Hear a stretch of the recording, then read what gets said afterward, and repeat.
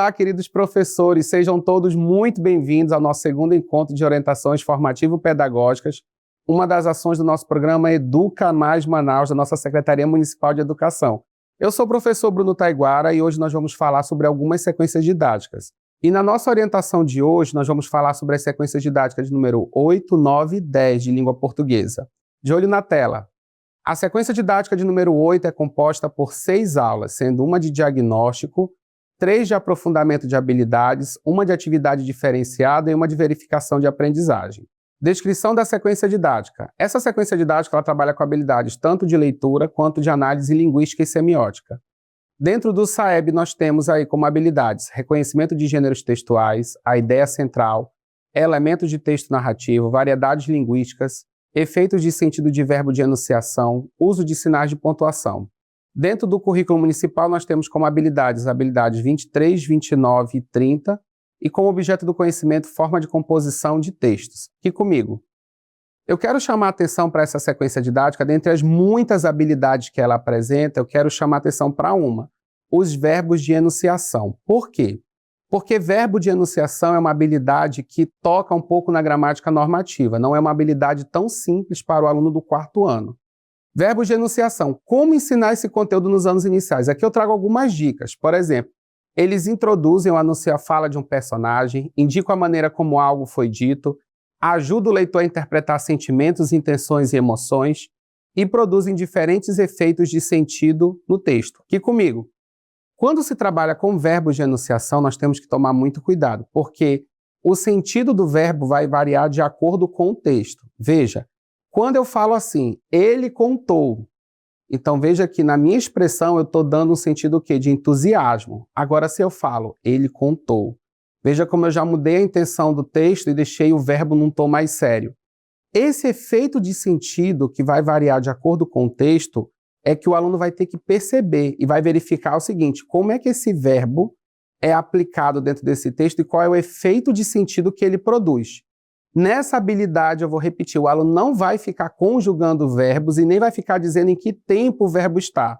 Por isso que eu disse, não é uma habilidade que trabalha com gramática normativa pura ou gramática descontextualizada. Vai depender do texto. O aluno não vai ficar decorando verbos, finais de verbos ou estrutura de verbo. Ele vai ter que verificar como é que esse verbo se comporta dentro de um texto. Tudo bem? De olho na tela. Os verbos de enunciação ajudam o estudante a compreender melhor a narrativa, identificar os sentimentos dos personagens, perceber conflitos e relações entre os personagens, desenvolver a leitura inferencial e produzir textos mais expressivos. Veja, quando se fala de verbos, o aluno vai ter que prestar muita atenção, como eu falei, qual é o efeito de sentido que esse verbo está produzindo dentro do texto, tudo bem? Para isso eu preparei um material, de olho na tela. Mesmo conteúdo, sentidos diferentes. Veja aí, João respondeu, eu já fiz a atividade. Transmite o quê? Neutralidade, ele não está nem alegre nem triste, ele está apenas falando que ele já fez a atividade, ou seja, o verbo ele transmite o quê? Uma resposta, de modo neutro. Agora olha o outro, João retrucou, eu já fiz a atividade. Nesse caso, o que o verbo transmite? Um sentido de oposição, de irritação, e também de defesa. Aqui comigo. Então você conseguiu perceber que um verbo de enunciação ele produz diferentes efeitos de sentido? Então o aluno vai ter que perceber qual é o efeito de sentido que esse verbo produz dentro do texto. Novamente, você não vai ficar ensinando para o menino ficar fazendo conjugação verbal, não é isso.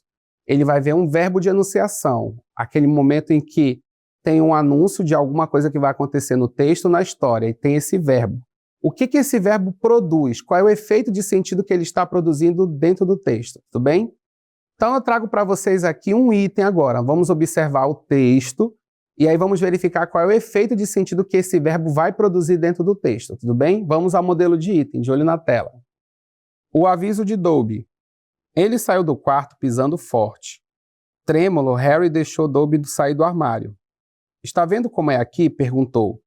Está vendo por que eu preciso voltar para Hogwarts? É o único lugar onde acho que tenho amigos. Amigos que nem escrevem a Harry Potter? Perguntou Dobby manhoso.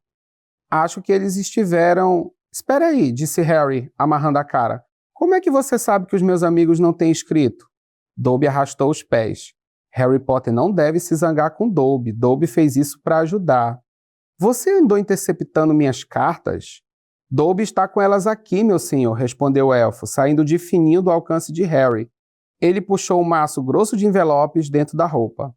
Harry conseguiu distinguir a letra caprichosa de Hermione, os garranchos de Rony e até as garatujas que pareciam ter vindo do guarda-caça de Hogwarts, Hagrid. Dobby piscou para Harry. Vamos ao item. Em qual frase o verbo destacado ajuda a evidenciar uma fala irritada? Letra A. Acho que eles estiveram... Espere aí, disse Harry, amarrando a cara.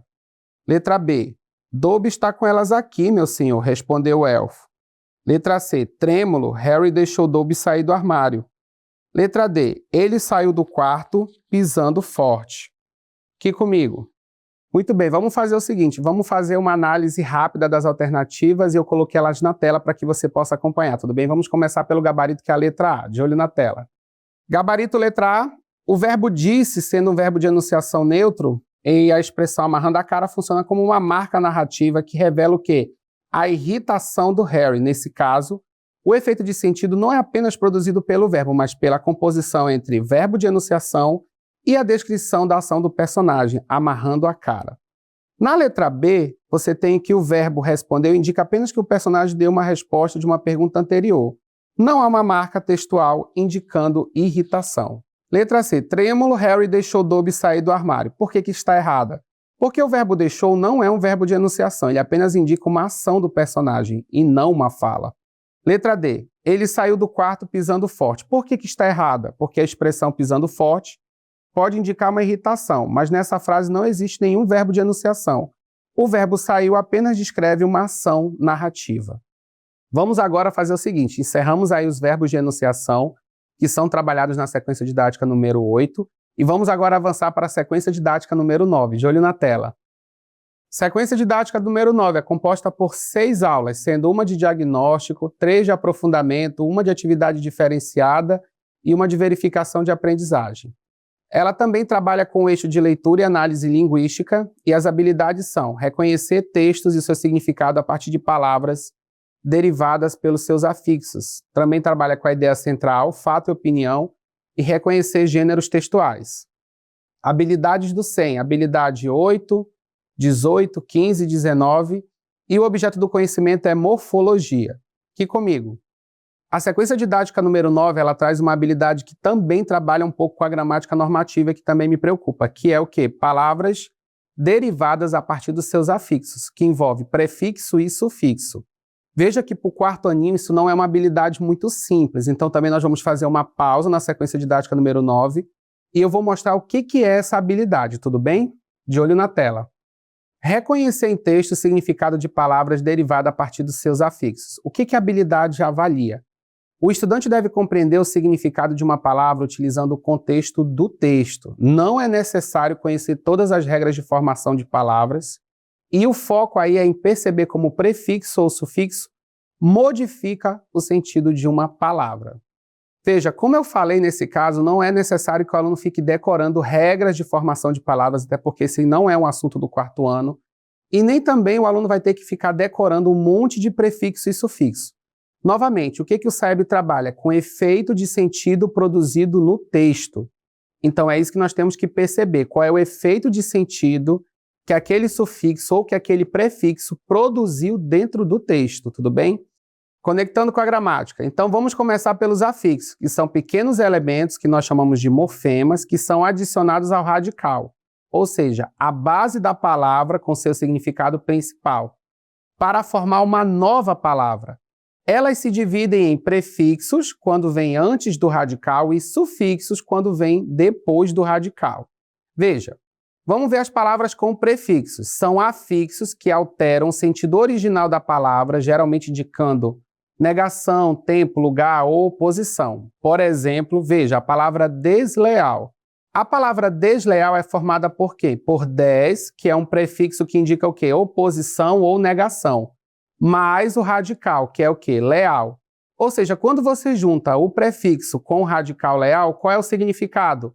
Alguém que não é leal. E aí nós formamos a palavra desleal. Vamos avançar, vamos ver agora os sufixos, de olho na tela. Palavras com sufixos são afixos que vêm depois do radical. Geralmente criam novas palavras com base em outras ou alteram a classe gramatical, por exemplo, transformando um verbo em um substantivo. Observe aí os exemplos. Felicidade é formado pelo radical feliz mais o sufixo idade. E o que esse sufixo faz? Transforma um adjetivo em substantivo, ou seja, significa o estado ou qualidade de quem é feliz. A palavra livrinho é formado pela palavra livro mais o sufixo inho, que indica o quê? Diminutivo ou carinho. Significa então o quê? Um livro pequeno. Nesta habilidade, o objetivo não é decorar prefixos e sufixos, mas ensinar o estudante a utilizar o contexto e os elementos da palavra para construir o seu significado. Aqui comigo. Então, vocês viram o que eu falei? Você vai mostrar o que é um prefixo, o que é um sufixo e o que é um radical. Agora vem a parte do SAEB. Eu vou repetir. O SAEB não trabalha com gramática descontextualizada, tá certo? O SAEB não traz questão de gramática como em concurso. Toda a parte gramatical do SAEB, ela vem dentro do texto. Então, o aluno tem que perceber o efeito de sentido, mais uma vez, dentro do texto, tá certo? Vamos ver um modelo de item envolvendo essa habilidade, de olho na tela. Conectando com o SAEB. A casa de barro do João. A casa de João de Barro é muito bem feitinha. O casal de passarinhos vive como rei e rainha. A casa de barro é o orgulho desse João, um pequeno palacete, uma pequena mansão. Vamos ao item.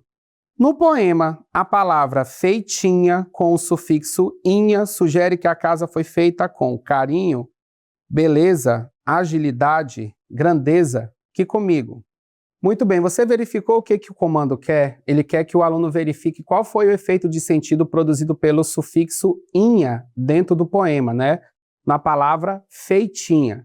E aí, qual foi o efeito de sentido produzido? De olho na tela, vamos ao item.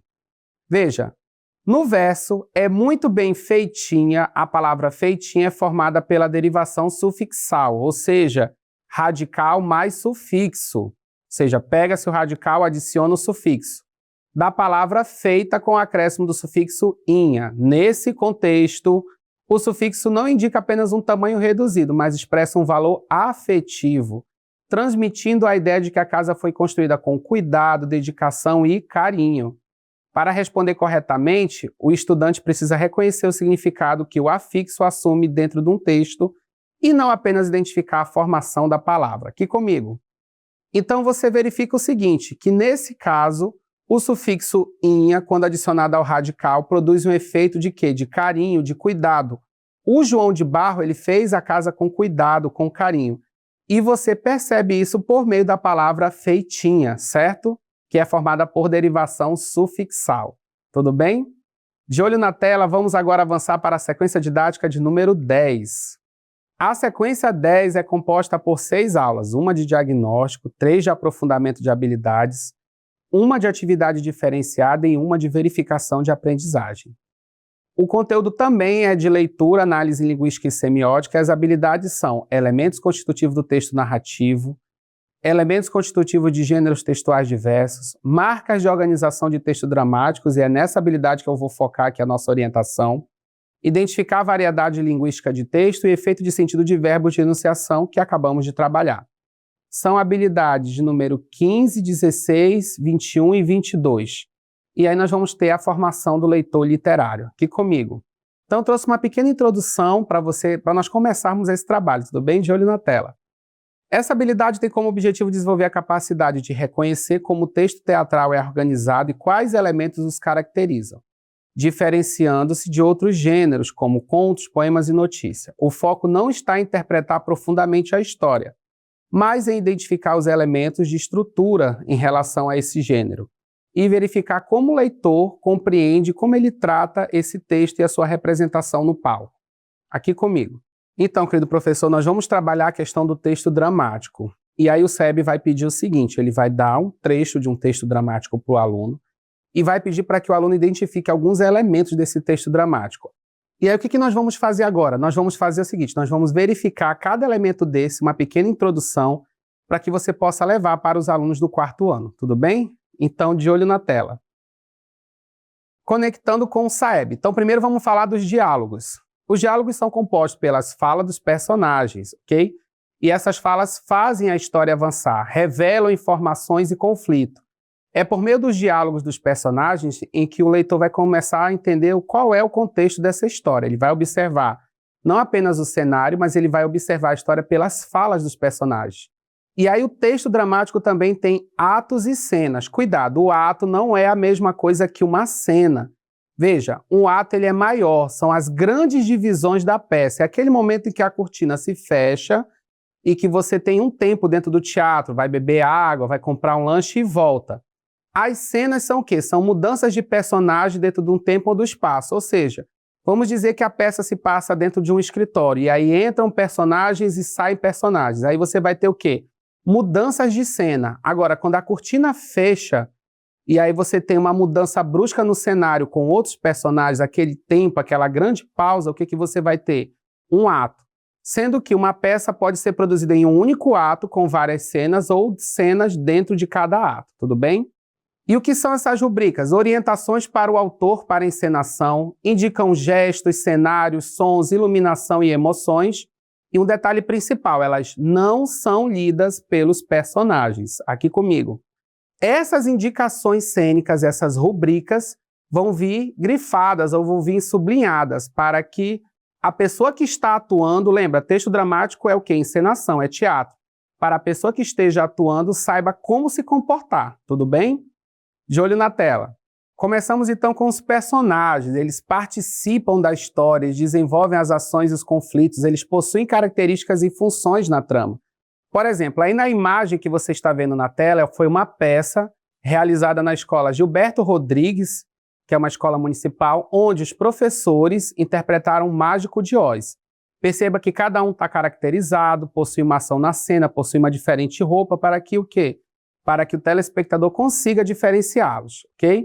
E aí chegamos no enredo. O que é o enredo? É a sequência dos acontecimentos, o início, o desenvolvimento e o desfecho da história. E também nós temos o conflito, que é o problema ou o desafio da narrativa, o que motiva as ações do personagem. Nós também temos as ideias principais, são as informações mais importantes do texto que diferenciam o essencial dos detalhes. E o que é o ponto de vista? São as opiniões e perspectivas dos personagens, elas contribuem para a compreensão da história. Ou seja, o próprio personagem ele vai desenvolver um ponto de vista dentro daquela história e você vai perceber por meio da sua encenação.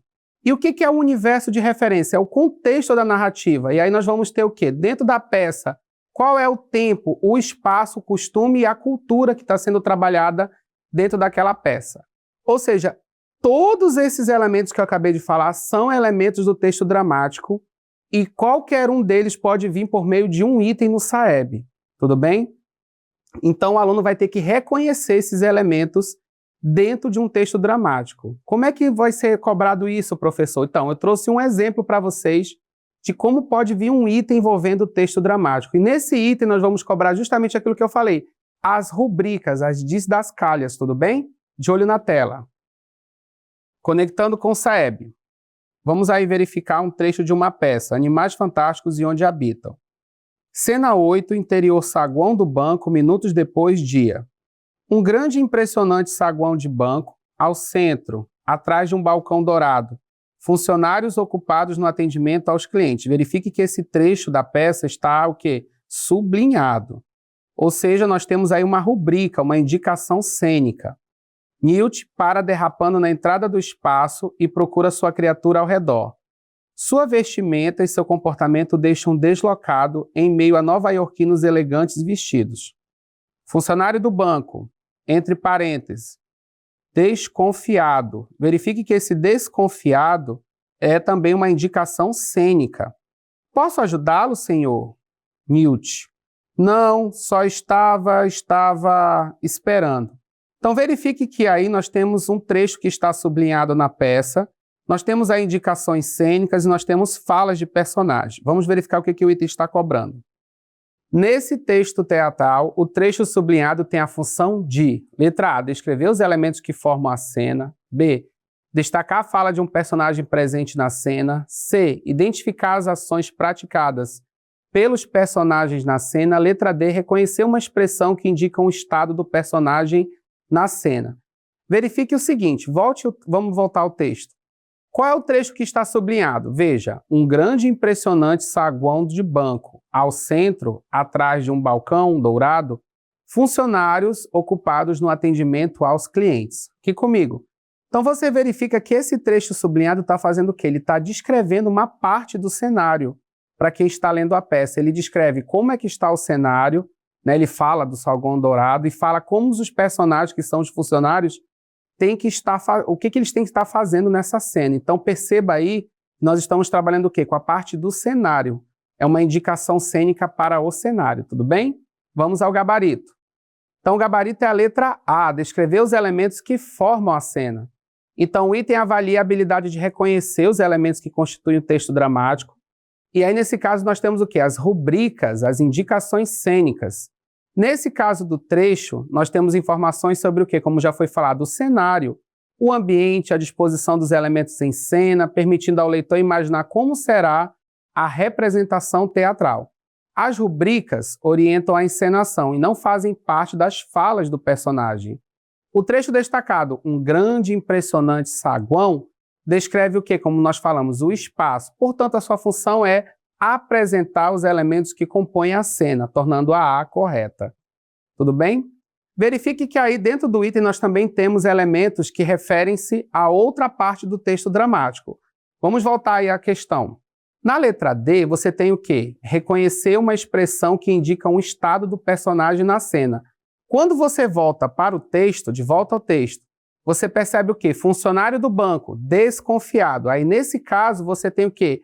Uma característica de como é que tem que estar o personagem na cena. Aqui comigo. Então, querido professor, nós podemos verificar que o texto dramático, ele possui muitos elementos, ele não é algo muito simples de se ensinar, principalmente para a criança do 4º ano. O que eu recomendo para você? Comece a fazer pequenas peças e mostre esses elementos de modo prático, que nem os professores do Gilberto Rodrigues fizeram com a peça O Mágico de Oz, que vocês puderam ver aí no material. E o que você pode fazer? Professor, é muito material, é muita habilidade, eu preciso de um estudo a mais. O que eu fiz para vocês? Eu preparei um manual de aprofundamento dessas 3 habilidades, tudo bem? De olho na tela, é só você mirar o seu celular para o QR Code que está na sua tela e você vai ter acesso ao material, que envolve a parte dos verbos de enunciação, palavras derivadas a partir dos seus afixos e elementos do texto dramático, tudo bem? Então, no próximo bloco, nós vamos dar a continuação com a matemática.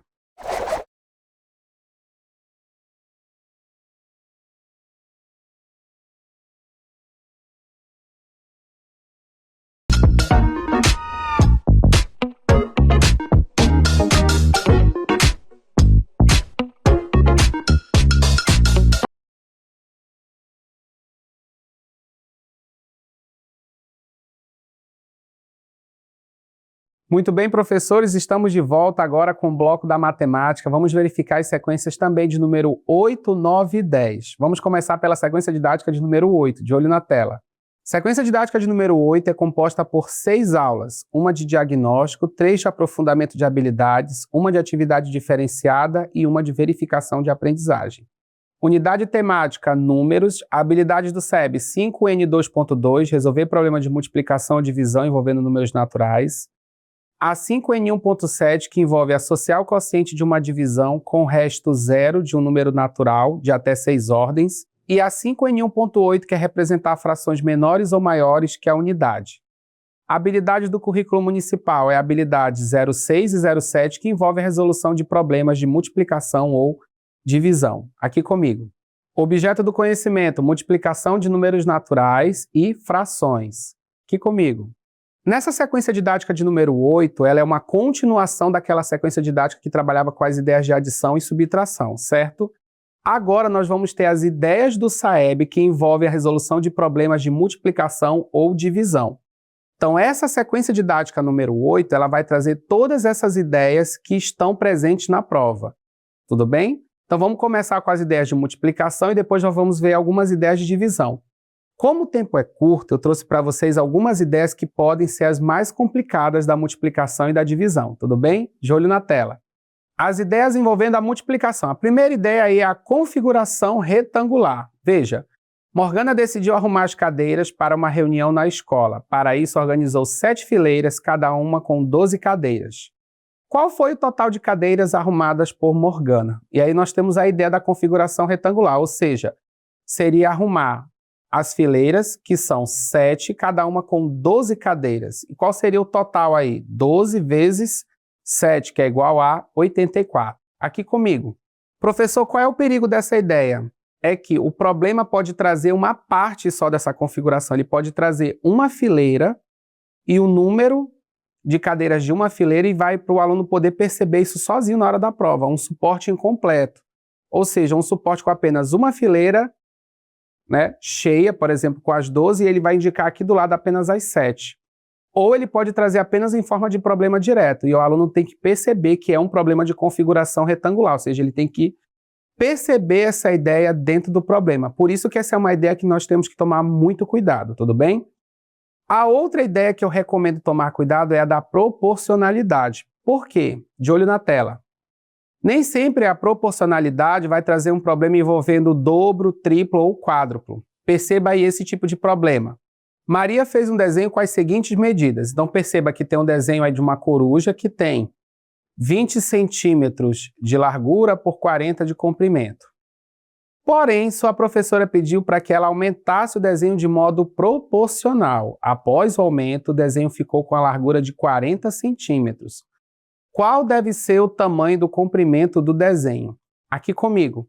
Veja que esse problema não está cobrando a questão do dobro, do triplo, do quádruplo. Ele está pedindo um aumento do desenho de modo proporcional. Então, o aluno vai ter que perceber que quando você faz um aumento proporcional, tanto o comprimento quanto a largura respeitam a mesma proporcionalidade. Se aqui aumentou o dobro, o comprimento tem que aumentar o dobro. Se aqui aumentou o triplo, o comprimento também aumenta o triplo. Então, esse tipo de problema requer que o aluno observe, tá bem?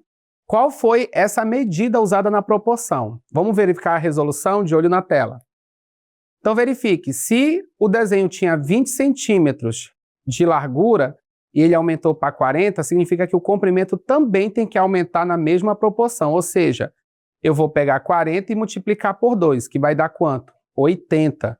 Ou seja, a nova medida de comprimento vai ser 80 centímetros. Aqui comigo. Então você percebe que não é uma ideia tão simples para o aluno, essa ideia da proporcionalidade. Nós temos que trabalhar com muito cuidado, mostrando para ele esses aumentos proporcionais. Tudo bem? Vamos verificar agora algumas ideias envolvendo a divisão. Eu trouxe aqui uma que sempre é um problema dentro da prova do SAEB, tudo bem? De olho na tela. A divisão não exata. A divisão não exata ocorre quando o resto da divisão é um número diferente de zero. E aí tem um problema sério para o aluno do 4º ano. Por exemplo, quando queremos distribuir igualmente 5 bombons para as 2 crianças, ok? Cada uma recebe 2 bombons e ainda vai sobrar 1. E aí eu trago um certo cuidado. Muito cuidado com essa ideia, pois o problema pode solicitar tanto o quociente por aproximação ou solicitar o resto. E neste caso, o estudante deve observar o que diz o comando do problema. Aqui comigo. Por que essa questão da divisão não exata ela é complicada? Novamente, é uma divisão que o resto é diferente de zero. O comando pode pedir o quociente, mas o comando também pode pedir esse resto. Ele vai pedir quanto sobrou daquela divisão. Então, o aluno tem que ficar atento para 2 coisas. Identificar que o problema ele é de divisão não exata. 2, identificar o que o problema quer. Ele quer o quociente ou ele quer o resto? Então, veja que não é um problema muito simples para o 4º ano. Eu trouxe um modelo, de olho na tela. Emerson tinha 27 chicletes e decidiu distribuir igualmente entre seus 4 amigos. Ficando com o que sobrou. Olha a atenção do problema, ficando com o que sobrou. Cuidado. Com quantos chicletes Emerson ficou após a divisão? Novamente, é isso que eu falo nesse tipo de problema. Veja, o problema diz que ele vai dividir 27 chicletes entre 4 pessoas, que são os 4 amigos dele. E olha o que ele coloca aí, ficando com o que sobrou. Nesse caso, gente, o problema não quer o quociente, ele quer o resto da divisão. Vamos avançar. Nesse caso da divisão não exata, o problema 2. Emerson tinha 27 chicletes e distribuiu igualmente entre seus 4 amigos. Quantos chicletes cada um recebeu? Problema 3. Emerson tinha 27 chicletes e decidiu distribuir igualmente entre seus 4 amigos, ficando com o que sobrou. Com quantos chicletes Emerson ficou após a divisão? Veja, 2 problemas diferentes que cada um quer alguma coisa. No primeiro caso do problema 2, quando ele fala quantos chicletes cada um recebeu, nesse caso eu quero o quociente por aproximação dessa divisão. No problema 3, que foi o primeiro, nós queremos o quê? Ficando com o que sobrou. Então, nesse caso, ele quer o resto da divisão, que vai ser justamente o que ficou para Emerson. Aqui comigo. Então, perceba que o mesmo problema ele pode se encaminhar para 2 tipos de resolução. E aí o aluno vai ter que decodificar o que tem no comando. Tudo bem? De olho na tela. E aí eu vou realizar o 27 dividido por 4, que vai dar por aproximação o quê? 6 e resto 3. Verifique. Para o problema 2, quantos chicletes cada um recebeu, eu quero o quociente por aproximação. Então, eu quero o 6.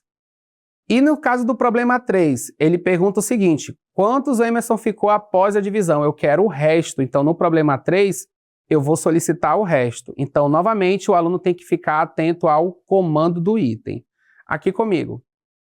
Verificaram como não são ideias muito simples, essa ideia da divisão com o resto, então explore ela dentro da SD. Proponha os 2 tipos de problema para o aluno e peça para ele fazer essa análise. Mais importante do que resolver o problema é analisar o problema antes, tudo bem? Realizar a inferência textual do problema. Vamos avançar. E aí chegamos na sequência didática de número 9. Ela é composta por 6 aulas. Uma de diagnóstico inicial, 3 de aprofundamento de habilidades, uma de atividade diferenciada e uma de verificação de aprendizagem. E aí nós temos como unidade temática a álgebra. Muito cuidado, a álgebra é um campo novo da BNCC, é um campo novo do SAEB, tudo bem? E aí nós temos como habilidade a 5A1.1, inferir ou descrever atributos ou propriedades comuns de elementos que constituem uma sequência recursiva. E a 5A1.2, identificar um padrão ou a regularidade de uma sequência de números naturais ordenados, objetos ou figuras. Habilidade do currículo municipal, habilidade número 11 e habilidade número 12, que trabalham com inferência de regularidade e reconhecimento de sequência. E quais são os objetos do conhecimento? São as sequências, sequência numérica e sequências recursivas por meio das regularidades. Aqui comigo. Professor, muito cuidado, essa sequência de número 9, ela vai trabalhar com as regularidades, as sequências recursivas, as sequências numéricas. Novamente, é um campo novo da BNCC, é o campo novo da álgebra, que antes não constava da prova do SAEB e agora vai constar. Tudo bem? De olho na tela. A proposta está fundamentada na habilidade da BNCC 11 e 12. Tudo bem? Contemplando a identificação de regularidades em sequências formadas por múltiplos de um número natural, bem como o reconhecimento de sequências numéricas que mantêm o mesmo resto em divisões por um mesmo número natural. Além disso, incorpora as habilidades relacionadas à capacidade de inferir ou descrever propriedades comuns em sequências recursivas e identificar padrões em sequências numéricas, objetos ou figuras. Aqui comigo. Dentro dessa parte de sequência, nós temos as sequências repetitivas e as sequências recursivas. Nos 2 casos, o aluno vai ter que observar o quê? O padrão de repetição e também ele pode cobrar elemento ausente. Para que o aluno consiga descrever o elemento ausente, ele tem que entender a regularidade dessa sequência. Vamos começar falando da sequência repetitiva, de olho na tela. Essa é a sequência mais simples. A repetitiva é aquela em que os elementos se repetem segundo um padrão. Então você tem aí, ó, o sorriso, o raio e a estrela. Novamente, o sorriso, o que vai se repetir? O raio. Se eu pedisse o próximo elemento, seria qual? A estrela, que é o elemento ausente. Próxima sequência, essa é que nós temos que tomar mais cuidado, a sequência recursiva. É aquela em que cada termo é definido a partir dos termos anteriores. Em outras palavras, para encontrar o próximo termo, é necessário conhecer os termos anteriores. Este processo de definição de um termo a partir do outro é a característica principal da sequência recursiva. Aqui comigo. Querido professor, quando se fala em sequência recursiva, nós temos que tomar cuidado por quê? Porque envolve número ou figura. A sequência recursiva, necessariamente um termo depende do termo anterior. O aluno vai ter que observar o padrão dessa sequência para descobrir qual é, por exemplo, o elemento ausente. Eu trouxe um exemplo, de olho na tela. Então vamos ao exemplo de sequência recursiva. Nesse caso, qual é o valor de x? Nós temos a sequência 2, 7, 12 e x. Como é uma sequência recursiva, como é que nós vamos fazer para poder encontrar a razão da sequência? Então, nós vamos pegar sempre o termo anterior e subtrair do termo posterior, tudo bem? Então, veja, 7 menos 2, 5, 12 menos 7, 5. Nesse caso, então, nós percebemos que a sequência aumenta de 5 em 5. Logo, quem é o próximo termo que é o elemento ausente? É só pegar o 12 e somar a razão. Qual é a razão? 5, 12 mais 5, 17. Logo, o x que está faltando, o elemento ausente, é igual a 17. Próximo exemplo, é um exemplo para você trabalhar com material concreto. Então, veja, qual é o termo ausente? Então, perceba que nós temos uma sequência recursiva usando material concreto. Nesse caso aí pode ser emborrachado, pode ser tampinha, pode ser bolinha, pedra, o que você quiser. O primeiro elemento é quanto? 1. O segundo elemento está ausente. O terceiro elemento é quanto? São 7 peças e o último elemento contém 10 peças. Qual é o termo ausente? Nesse caso, com material concreto, fica até mais simples você achar a razão. Basta você pegar o último elemento, que são 10 peças, e retirar o anterior, que é quanto? 7 peças. E o que vai sobrar? Vai sobrar 3 peças. Essas 3 peças que sobraram representam o quê? A razão. E como é que eu encontro o termo que está faltando? Eu somo o primeiro termo, que é 1, com as 3 peças que são a razão, que é o que sobra da operação anterior. Então, eu tenho que 1 mais 3 é igual a quanto? 4. Veja. E aí nós temos o nosso elemento ausente, que são 4 peças. Verifique. 1 mais 3, 4. 4 mais 3, 7. 7 mais 3, 10. Ou seja, a razão permanece a mesma. Aqui comigo. Então, verifique, professor, que a sequência recursiva ela pode ser trabalhada tanto de modo numérico, mas também com material concreto para o aluno, tudo bem? O importante é você mostrar para ele a razão, como obter a razão e enquanto a sequência recursiva aumenta. Vamos para a nossa última SD, SD de número 10. Ela possui 5 aulas, uma de diagnóstico inicial, 2 de aprofundamento de habilidade, uma de atividade diferenciada e uma de verificação de aprendizagem. O eixo é grandezas e medidas, habilidades são 5M1.2, que é estimar e inferir medidas de comprimento, capacidade ou massa, a 5M2.2, que é resolver problemas que envolvam medidas de grandeza, e a 5M1.1, que é reconhecer unidade de medida ou instrumento mais apropriado para realizar medições envolvendo comprimento, área, massa, tempo ou capacidade. Habilidades do 100 são habilidades 20, 14, 15. Querido professor, essa SD número 10 ela é muito importante porque ela trabalha com as unidades de medida de comprimento, massa, tempo. E aí, nesse caso, o SEB ele cobra o quê? Pequenas conversões entre as unidades. Não são todas, mas ele cobra as conversões entre as principais. O aluno ele vai desde reconhecer qual é o objeto mais adequado para realizar uma estimativa, até a inferência de problemas que envolvem o quê? A conversão entre essas medidas, tudo bem? Então, nós vamos ver alguns exemplos e algumas tabelas que são necessárias para a nossa avaliação. De olho na tela. Realizando estimativas. Primeiro, vamos começar com o comprimento. João quer medir o comprimento da mesa, mas não tem régua. Ele decide usar um lápis como referência. Qual tipo de unidade João está utilizando? Uma unidade padronizada, não padronizada, uma unidade de massa ou uma unidade de tempo? Então, verifique o seguinte, aqui comigo. Que nesse caso, o João está usando o quê? Um lápis. Um lápis é o quê? Um instrumento que utiliza uma medida não padronizada. Então, ele vai utilizar o lápis para fazer a medição dessa mesa. Tudo bem? Ok? De olho na tela, vamos ver as medidas de comprimento. O sistema de medidas de comprimento, ele trabalha com o quilômetro, o metro e o centímetro. E qual é a relação? 1 quilômetro é igual a 1000 metros, 1 metro é igual a 100 centímetros, 1 centímetro é igual a 10 milímetros.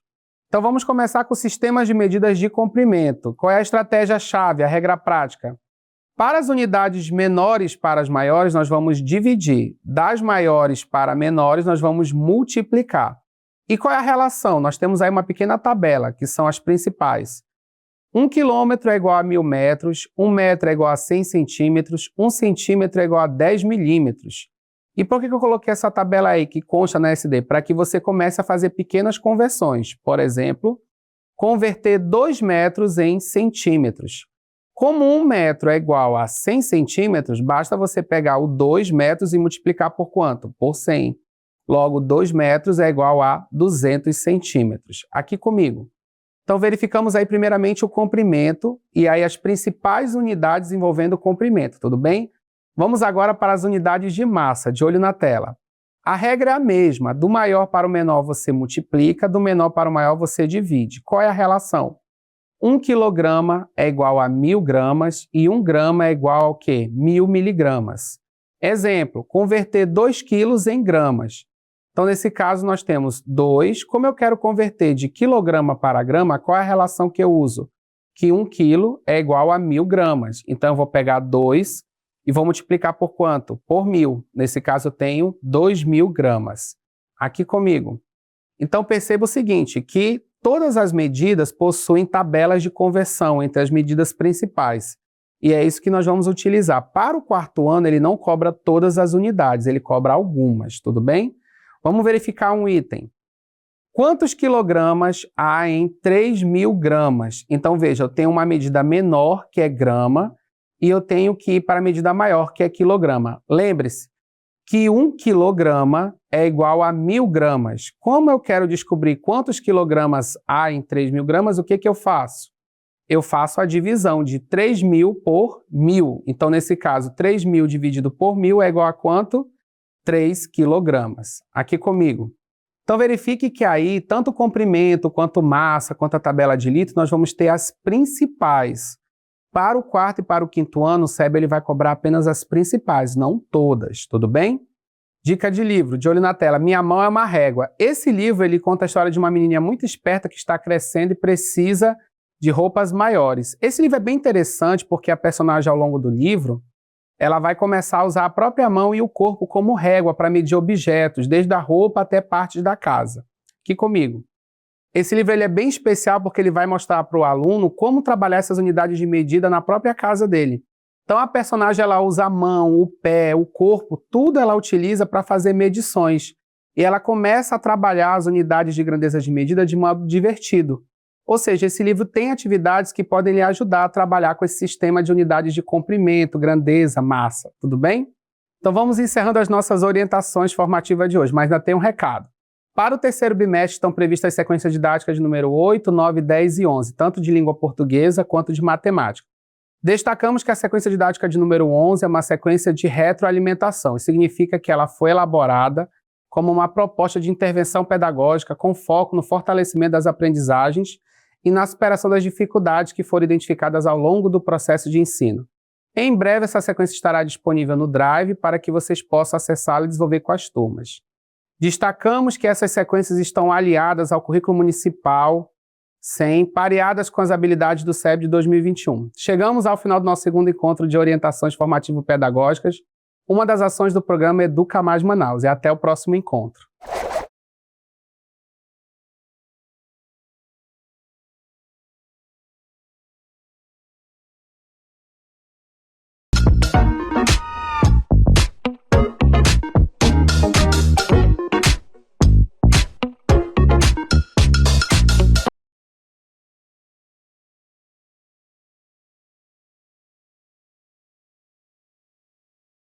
Olá, queridos professores! Sejam todos muito bem-vindos ao segundo encontro de orientações formativo-pedagógicas, uma das ações do programa Educa Mais Manaus, promovido pela Secretaria Municipal de Educação, SEMED Manaus.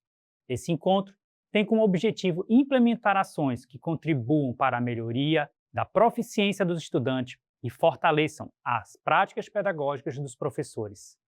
Sou o professor Marcelo Cutrim e é com grande satisfação que conduzo esse momento especial, no qual teremos a oportunidade de conhecer as sequências didáticas aplicadas às turmas do quarto ano.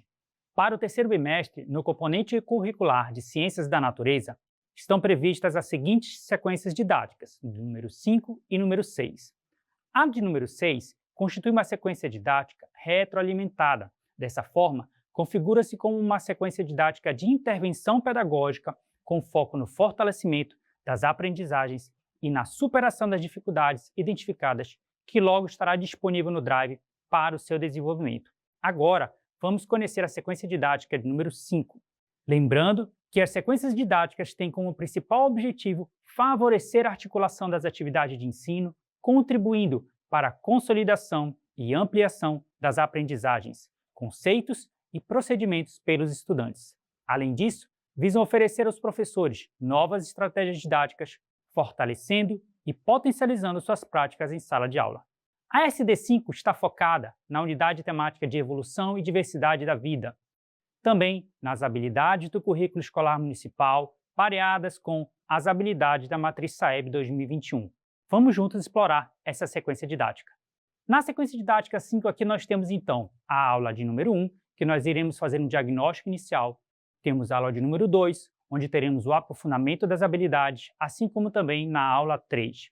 Na aula 4, iremos fazer atividades diferenciadas e na aula 5 iremos realizar uma verificação da aprendizagem. Nesta sequência didática também temos gabaritos, as referências e também os anexos. No eixo de conhecimento que nós iremos abordar, que é de vida e evolução, a habilidade a ser tratada será de EF04-CI07, com o objetivo de verificar a participação dos micro-organismos na produção de alimentos, combustíveis, medicamentos, entre outros. E o objeto de conhecimento aqui são os micro-organismos. Na aula 1, nós aqui temos como objetivo o diagnóstico inicial, e nesse momento é o momento em que o professor faz uma escuta dos estudantes, faz a sua observação, faz a sua sondagem dos conhecimentos prévios que esses estudantes possuem, além de adaptar essa sequência didática conforme a necessidade da sua turma. Os micro-organismos são, então, os objetos de conhecimentos que nós iremos trabalhar, e aqui nós temos o objetivo de identificar os conhecimentos prévios dos estudantes sobre a presença e a utilização dos micro-organismos no cotidiano. E aqui na imagem nós temos o nosso famoso pão que temos no café da manhã, temos também outro produto que são os iogurtes, todos eles alimentos que nós vamos ver e entender como eles são produzidos pela ação dos micro-organismos. Vocês sabiam que existem fungos e bactérias que nós comemos muitas vezes sem saber? Outro questionamento que podemos fazer para os nossos estudantes para trazer a curiosidade à tona é: o que faz a massa do pão crescer e ficar fofinha quando nós estamos comendo? Outra pergunta é: de onde vem o iogurte e de onde vem o queijo que nós comemos? E por último, para despertar essa curiosidade, você pode também perguntar: vocês sabiam que alguns remédios e até mesmo combustíveis de carros são feitos com a ajuda de micro-organismos? À medida que essas perguntas forem sendo discutidas, dialogadas e respondidas pelos estudantes, a gente consegue ver o quão é incrível descobrir que esses micro-organismos são benéficos e estão presentes no nosso dia a dia. Na nossa aula de número 2, nós iremos fazer o aprofundamento das habilidades, também tratando sobre micro-organismos. Só que aqui o objetivo vai ser compreender como esses micro-organismos atuam na produção de alimentos do nosso dia a dia por meio do processo de fermentação. E qual seria então a definição desse processo de fermentação? Ele é um processo realizado tanto por fungos quanto por bactérias para obter energia, o que acaba transformando os alimentos, criando novos produtos, como por exemplo o pão, o iogurte e o queijo. Aqui nós temos uma arte desse processo de fermentação. Nós temos no primeiro quadro o leite da vaca, que é conhecido por todos nós, que nós ingerimos, que nós nos alimentamos. Só que quando esse leite ele é adicionado a ele micro-organismos, por exemplo, bactérias ou fungos, ele entra nesse processo de fermentação, onde esses micro-organismos vão se alimentar do açúcar que está presente nesse leite. E aí eles começam a transformar esse alimento em outros produtos, como, por exemplo, o queijo e o iogurte.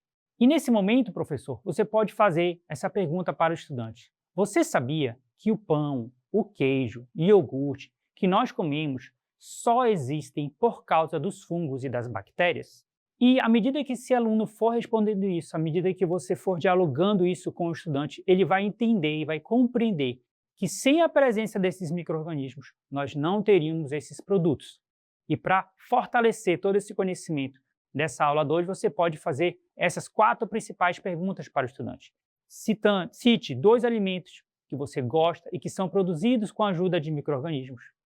Outra pergunta: qual é o nome do processo realizado por fungos e bactérias que transformam os alimentos em novos produtos, e nós acabamos de ver que esse processo é a fermentação? O que faz a massa do pão crescer antes de ir ao forno? É popularmente conhecido como fermento, mas nós sabemos que no fermento não o químico, mas o biológico, ele contém micro-organismos, e são esses micro-organismos que fazem o pão crescer. E por último, qual micro-organismo é muito utilizado na produção de iogurtes, coalhadas e queijos? E aí você pode novamente dizer que são os micro-organismos. Nessa aula de número 3, nós iremos continuar trabalhando esses micro-organismos para agora reconhecer a participação dos micro-organismos na produção de combustíveis e medicamentos, compreendendo sua importância para a sociedade e superando a concepção de que todos são prejudiciais. E aqui nós temos a imagem de combustível, nós temos a imagem de medicamentos, que são resultado desse processo da presença dos micro-organismos. E aí vem a pergunta: a gente normalmente tem a ideia de que bactérias e fungos sempre são prejudiciais ou sempre estão causando alguma doença. E a pergunta que nós devemos fazer nessa aula é: todos os micro-organismos fazem mal à nossa saúde? Segunda pergunta: vocês sabiam que nem todo micróbio nos deixa doente?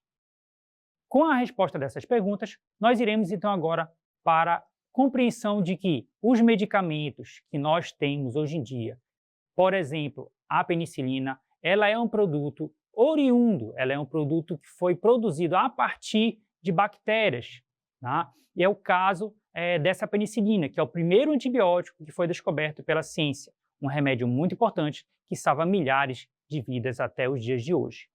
Além disso, esses micro-organismos têm uma segunda ação muito importante, que é na produção de combustível, no caso, etanol, encontrado nos postos de gasolinas, é produzido por meio da fermentação do caldo da cana-de-açúcar.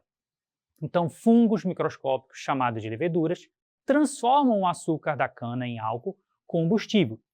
E hoje o Brasil é o segundo maior produtor mundial desse álcool combustível. Então, aqui, professor, é importante reforçar que há micro-organismos patogênicos, sim, que causam doenças, mas também há micro-organismos benéficos que vão gerar bons resultados e que são usados na produção de alimentos e de produtos e de medicamentos para nós e para a nossa sociedade. E nesse momento, você pode estar fazendo algumas perguntas para os nossos estudantes a fim de consolidar esse conhecimento. O primeiro é: por que não devemos pensar que todas as bactérias e fungos são nossos inimigos? E a resposta indicada é que ele tenha compreendido que existem micro-organismos que vão produzir alimentos, tem micro-organismos que vão produzir medicamentos, tem micro-organismos que vão produzir combustíveis, e todos esses produtos são benéficos para nós. A segunda pergunta: qual o combustível comum nos postos de gasolina no Brasil é produzido a partir da cana-de-açúcar com a ajuda dos fungos? Qual é esse produto que é gerado a partir da fermentação desses fungos? Então, é o etanol. E a terceira e última: qual é o nome do primeiro antibiótico descoberto no mundo? E a resposta é a penicilina. Na aula de número 4, nós iremos observar evidências práticas da ação dos fungos, das leveduras, na liberação de gases e produção de energia, ou seja, de fermentação, através da nossa atividade diferenciada. E aqui nós descobrimos já que muitos fungos, bactérias, são nossos heróis invisíveis e que realizam um trabalho incrível chamado de fermentação. Uma das formas que nós temos de detectar, de fazer o aluno enxergar, vivenciar essa fermentação é através da nossa atividade experimental chamada a mágica da fermentação, e que nós podemos proceder com ela da seguinte forma: você utilizando uma colher de sopa de fermento, uma colher de sopa de açúcar, a água morna colocada numa garrafa, e na boca dessa garrafa você vai amarrar, você vai prender balão, um balão que inicialmente está vazio, seco. À medida que esse processo de fermentação ocorre, percebe-se que esse balão ele vai inflando. E esse inflando que ocorre não é simplesmente alguém soprando, mas é devido à liberação de gás carbônico pelos micro-organismos ali presentes naquele fermento, que vão se alimentando desse açúcar, e devido à temperatura morna da água, uma temperatura quente, eles vão realizando a fermentação. E como resultado dessa fermentação, nós temos a liberação de gás carbônico que vai enchendo esses balões. E aqui é o momento onde o aluno, de fato, pode detectar a realidade de que existe, a materialidade de que existe esses micro-organismos. Na nossa aula de número 5, nós iremos aqui proceder com uma verificação da aprendizagem nas habilidades que estão presentes no nosso currículo escolar municipal, pareadas com a matriz SAEB, com 5 questões ou itens estruturadas no formato SAEB. Aqui na verificação de aprendizagem, nós temos algumas questões onde você pode estar fazendo essa verificação com os estudantes. A primeira questão, você pode estar perguntando para os alunos o que são os micro-organismos. Na segunda questão, perguntando os micro-organismos são importantes, por quê? Na terceira, os micro-organismos podem ajudar na produção de quais produtos? E na quarta, marque um alimento produzido com os micro-organismos. E aí, a gente tem algumas respostas que você pode estar dando para esse estudante e ir verificando qual foi o nível de compreensão desses estudantes. Na primeira questão, então, o que são micro-organismos? São seres microscópicos. Na segunda questão, esses micro-organismos são importantes por quê? Porque ajudam em diversos processos na produção de alimento, de produtos, de combustíveis e de medicamentos. Na terceira questão, os micro-organismos podem o quê? Produzir alimentos, atuam diretamente na produção de alimentos. E na quarta, marque o alimento produzido com esses micro-organismos. E o clássico, o mais conhecido por todos nós, é o pão. Querido professor, nesse encontro, apresentamos a sequência didática número 5, que será aplicada às turmas do 4º ano. Destacamos que essa sequência está alinhada ao currículo escolar municipal, pareadas com as habilidades da Matriz SAEB 2021, abordando a unidade temática Evolução e Diversidade de Vida. Encerramos o nosso segundo encontro de orientações formativo-pedagógicas, uma das importantes ações do programa Educa Mais Manaus. Agora, convidamos você, professor, a participar da nossa avaliação. Para isso, basta apontar a câmera do seu celular para o QR Code exibido na tela, utilize o seu e-mail institucional. E lembre-se, o preenchimento da avaliação corresponde à sua frequência nesse nosso encontro. Agradecemos com carinho a sua valiosa participação. Até o nosso próximo encontro.